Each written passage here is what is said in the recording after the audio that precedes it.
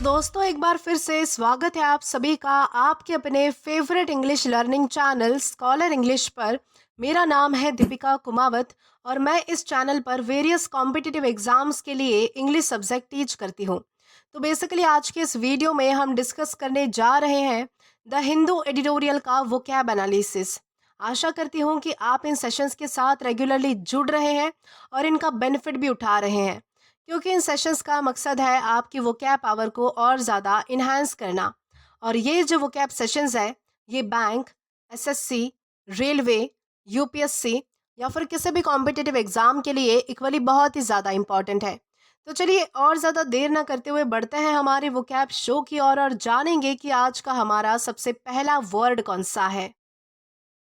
तो दोस्तों हमारा सबसे पहला वर्ड आता है कॉन्स्टलेट। दोस्तों कॉन्स्टलेट का मतलब होता है समूह बनाना, इकट्ठा होना बेसिकली।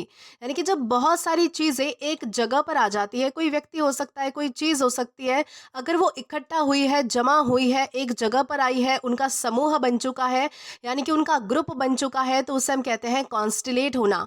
और ये हमारे पास पार्ट्स ऑफ स्पीच में वर्ब है, यानी कि क्रिया है। सिनोनिम इसका होता है क्लस्टर, गैदर, असेंबल या फिर कलेक्ट। दोस्तों क्लस्टर, गैदर, असेंबल या फिर कलेक्ट, इन चारों का ही मतलब होता है कि इकट्ठा होना, जमा होना, समूह बनना। तो उसे हम कहते हैं क्लस्टर, गैदर, असेंबल या फिर कलेक्ट। एंटोनिम इसका होता है स्कैटर, डिस्पर्स, सेपरेट या फिर स्प्रेड। दोस्तों स्कैटर या फिर डिस्पर्स का मतलब होता है फैल जाना, यानी कि कोई चीज़ जो है वो फैली पड़ी होना, तो उसे हम कहते हैं स्कैटर या फिर डिस्पर्स। सेपरेट का मतलब होता है अलग हो जाना और स्प्रेड का भी मतलब होता है फैला हुआ होना, तो उसे हम कहेंगे स्कैटर, डिस्पर्स, सेपरेट या फिर स्प्रेड। अब अगर बात करें इसके एग्जाम्पल की, तो एग्जाम्पल इसका है bright stars constellated in the night sky. यानी कि जो चमकते हुए तारे थे वो रात के आसमान में जो है वो मतलब कि इकट्ठा हो चुके थे, यानी कि एक जगह पर आ चुके थे, उनका ग्रुप बन चुका था। तो इस कॉन्टेक्स्ट में हम जो है वो कॉन्स्टेलेट इस वर्ड का अलग अलग सेंटेंसेस में यूज कर सकते हैं। देन इसी के साथ हम आगे जाएंगे हमारे नेक्स्ट वर्ड की ओर और जानेंगे कि इसके बाद हमारा अगला वर्ड कौन सा है। तो दोस्तों इसके बाद हमारा अगला वर्ड आता है म्यूलिश।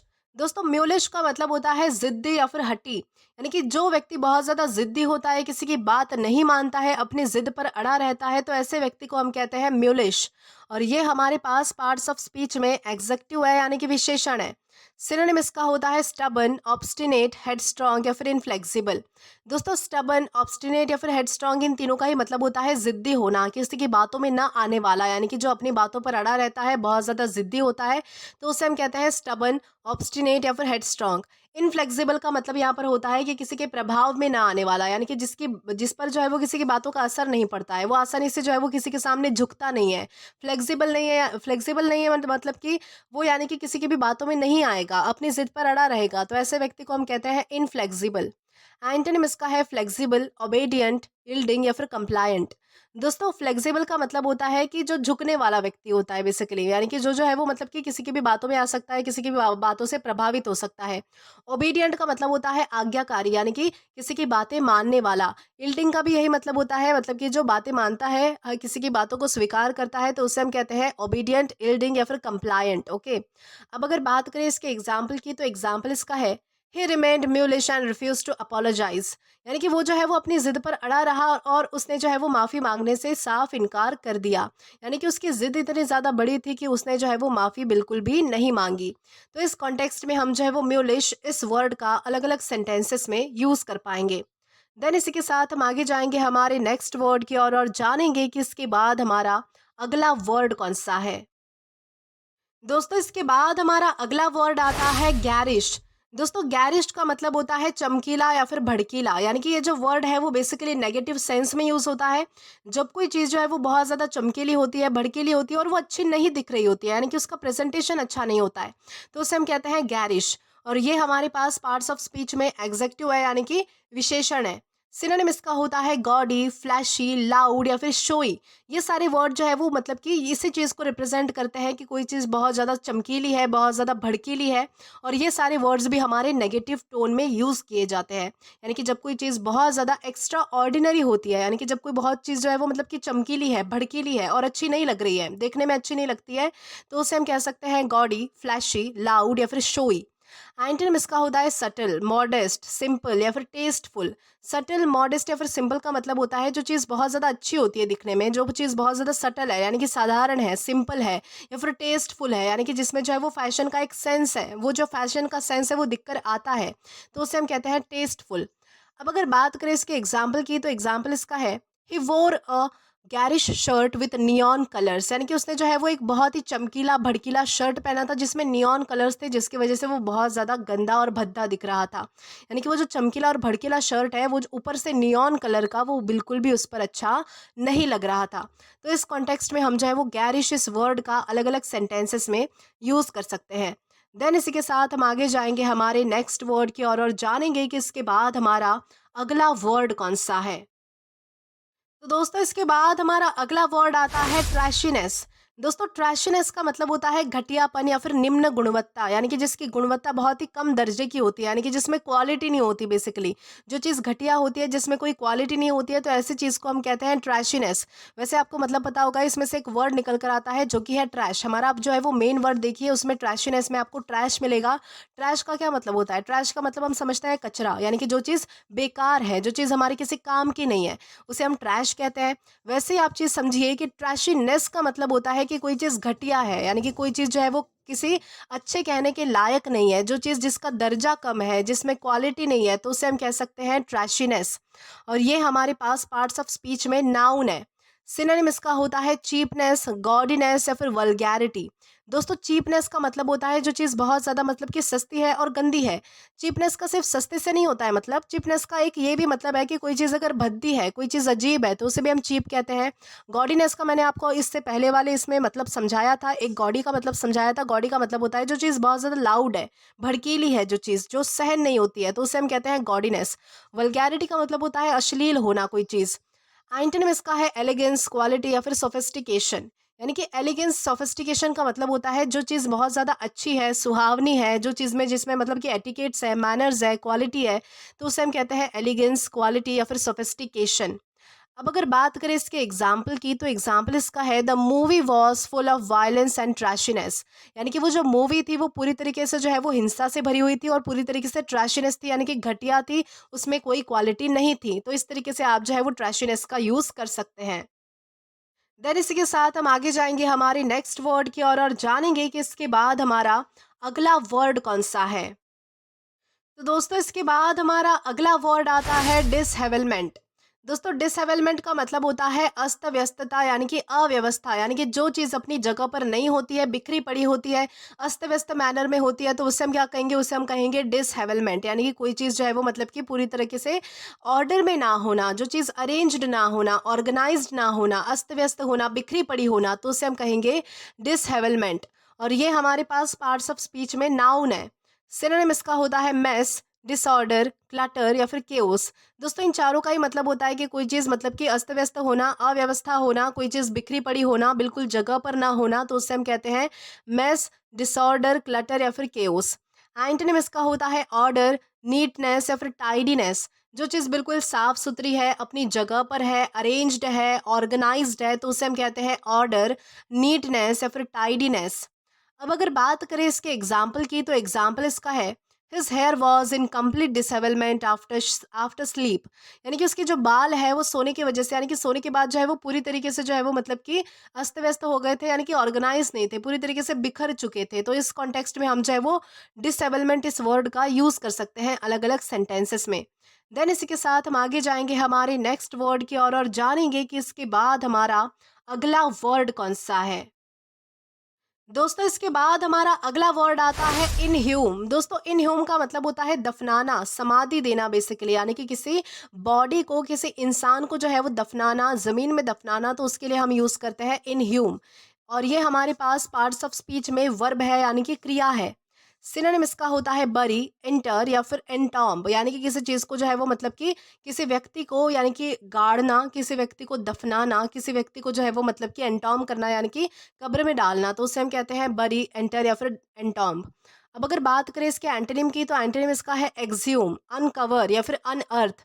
दोस्तों एग्ज्यूम, अनकवर या फिर अनअर्थ का मतलब होता है कि किसी चीज़ को बाहर निकालना, यानी कि गाड़ी हुई चीज़ को, यानी कि दफनाई हुई चीज़ को बाहर निकालना।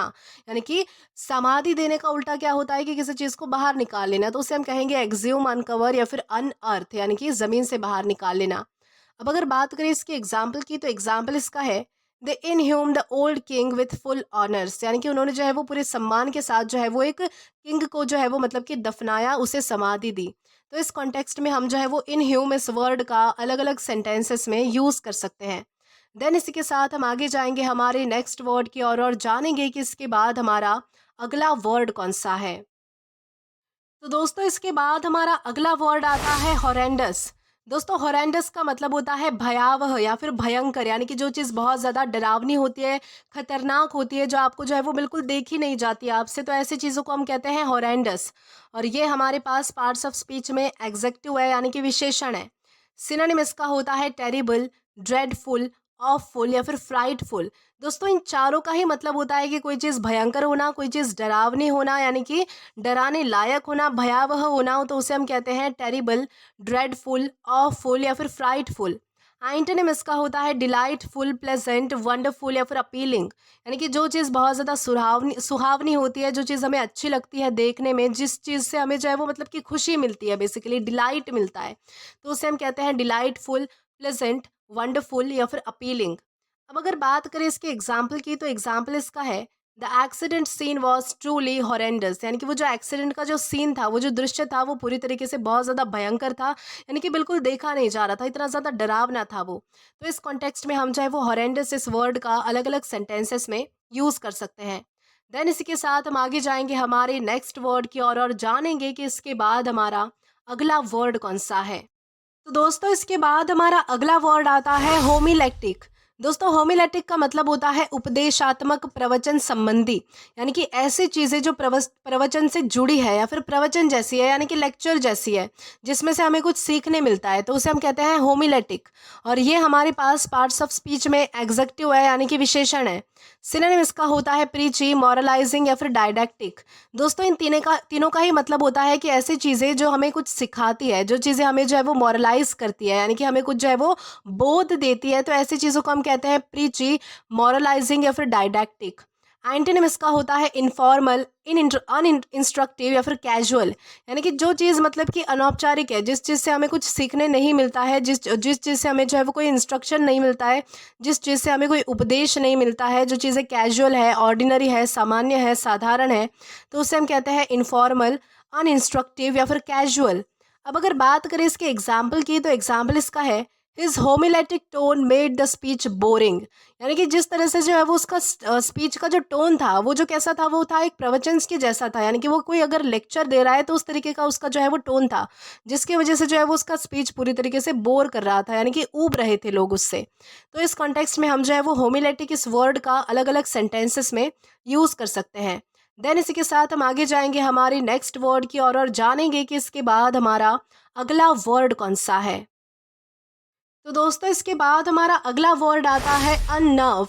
दोस्तों अननर्व का मतलब होता है घबरा देना, साहस छीन लेना, यानी कि किसी का जो है वो मतलब कि किसी से किसी की बहादुरी, उसका करेज, उसका जो कॉन्फिडेंस है वो छीन लेना, या फिर उसे जो है वो घबराहट महसूस करवा देना बेसिकली, तो उससे हम क्या कहते हैं, अननर्व कहते हैं।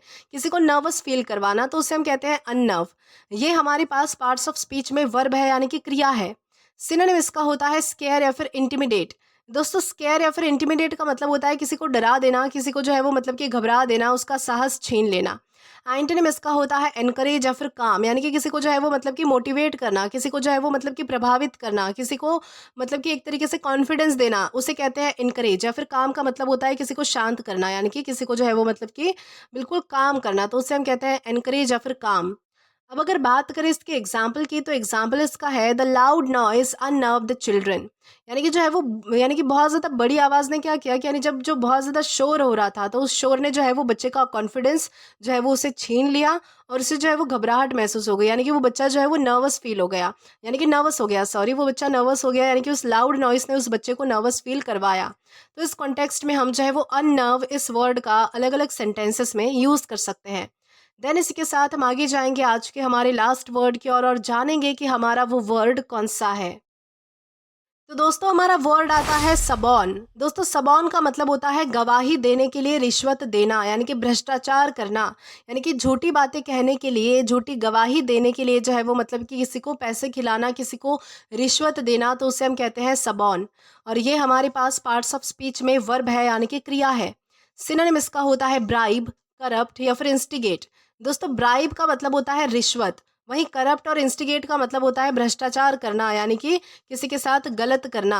एंटोनिम इसका होता है डिटर, प्रिवेंट या फिर हिंडर, यानी कि किसी चीज़ को रोक लेना, किसी चीज़ पे बाधा डाल देना, किसी चीज़ में रुकावट लाना, ऑब्स्ट्रक्शन लाना, तो उसे हम कहते हैं डिटर, प्रिवेंट या फिर हिंडर। अब अगर बात करें इसके एग्जाम्पल की, तो एग्जाम्पल इसका है he try to suborn a witness to lie in court, यानी कि उसने क्या किया कि उसने जो है वो मतलब कि गवाही देने के लिए जो है वो गवाहदार को रिश्वत दी, उसे पैसे खिलाए ताकि वो जो है वो कोर्ट में आकर झूठ बोले, यानी कि उसके फेवर में बोले। तो इस कॉन्टेक्स्ट में हम जो है वो सबॉन इस वर्ड का अलग अलग सेंटेंसेस में यूज़ कर सकते हैं। तो दोस्तों आज के लिए बस इतना ही। आज की इस क्लास का पीडीएफ आप हमारे टेलीग्राम चैनल के थ्रू एक्सेस कर सकते हैं। और अगर आपने अभी तक हमारा टेलीग्राम चैनल ज्वाइन नहीं किया है तो टेलीग्राम पर English with Deepika Kumawat search करके या फिर डिस्क्रिप्शन में दिए गए लिंक के थ्रू, साथ ही साथ अभी जो आपको आपके स्क्रीन पर क्यूआर कोड दिख रहा है वहाँ से भी आप हमारा डायरेक्टली टेलीग्राम चैनल ज्वाइन कर सकते हैं।